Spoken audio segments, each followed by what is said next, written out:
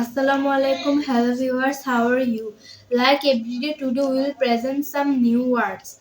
My younger sister Muntaha and me, Naomi Nurabidin, are with you. I will tell the English words. আমি বলবো ইংরেজি শব্দগুলো। আমি বলবো ইংলিশ শব্দের বাংলা অর্থগুলো। টুক, নিয়েছিল, গুড, ভালো, রুম, ঘর, মুন, চাঁদ, boot, boot. Now I will tell the English words. এখন আমি বলবো ইংলিশ শব্দগুলো।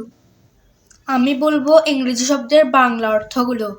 নুন, দুপুর, ডো, করা, শো, জুতা, গট, পেয়েছি, পট।